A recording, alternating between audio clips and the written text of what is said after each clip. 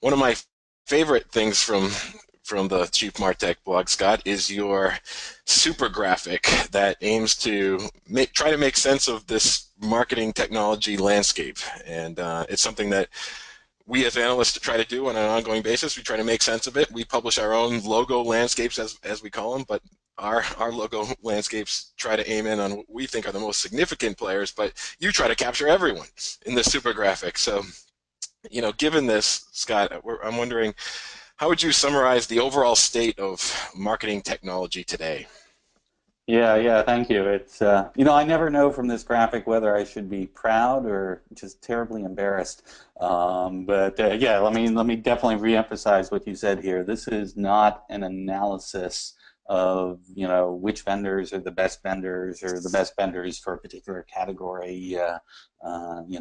That's definitely where, yeah, you want to turn to folks like you guys, who really do get into analyzing those technologies.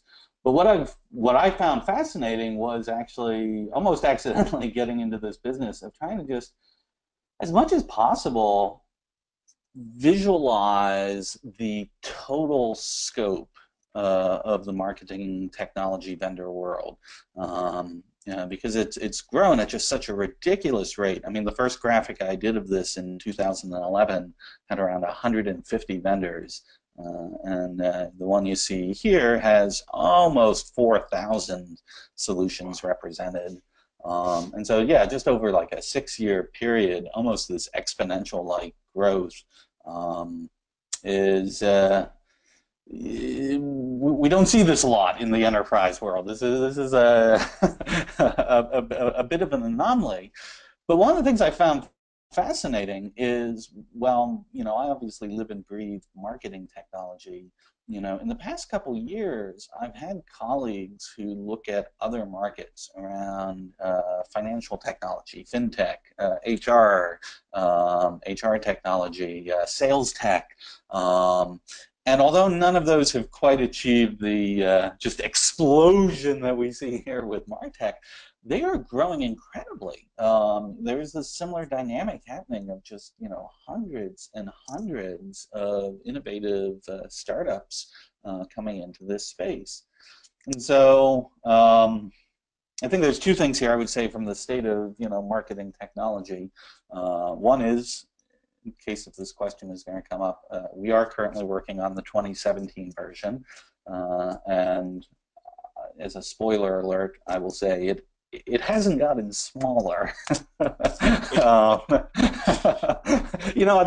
Don't get me wrong, I was definitely hoping it would get smaller.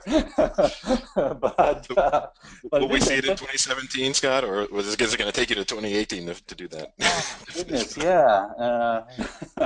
But, it's interesting because, we hear so often, I know you want to talk a bit about this too, as to the dynamics you see, but people talk a lot about consolidation, and the truth is, despite this explosion, this Cambrian explosion, there is consolidation happening.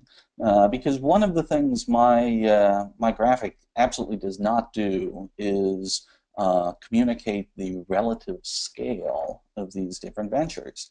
So if you go back actually to like your subway map, where clearly like Adobe and Oracle and Salesforce and some of these major groups. So these are companies with anywhere from hundreds of millions to billions of dollars in revenue in their MarTech solutions. And so if you were to weight them by revenue on this graph, they would be very large logos, and then almost in a pyramid structure, you'd see these tiers of the slightly smaller ones all the way down to really, really tiny ones. And I think this is good. I mean, we'll talk a little bit about suites and your opinion of them and my opinion of them. But I think one possible evolution of this marketing technology environment is seeing some of these major vendors provide almost like the tent poles inside, marketing enterprise architectures, that they become sort of like the key platforms, the key systems of record, and that by opening up their APIs and by getting better at providing more platform capabilities to others, they will actually allow some of these more innovative, more specialized solutions to actually continue to thrive in conjunction with them, and hopefully actually even make it easier for these things to work in greater harmony.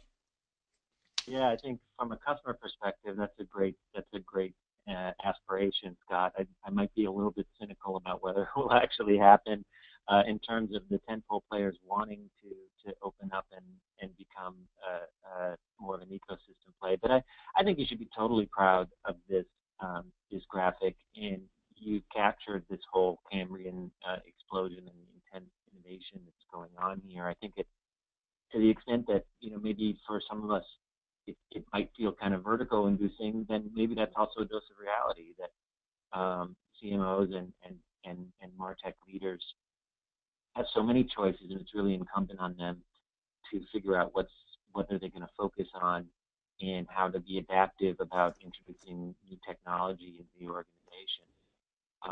And I'm not sure that there's definitely going to be some mergers going on. I'm not sure that there's going to be a lot of consolidation in the near term in terms of a lot of these players' experience. It's been difficult for vendors to put together roll-up strategies where, they try to roll up an entire marketplace. So I'm guessing that your graphic will only get larger and larger as the years goes on, and to that extent, it's certainly going to be a resource for us going forward. Great. Well, I approach that with some fear and trepidation. I think you're right. Yeah. Yeah, and for those of you on the call that are probably trying to read this, this is not meant to be readable at this resolution, but definitely go to Scott's blog. You can get a much more readable version of it. I've actually seen some companies that get the high-res PDF and they send it to a large-scale printer to get like a wall-sized version of it. It's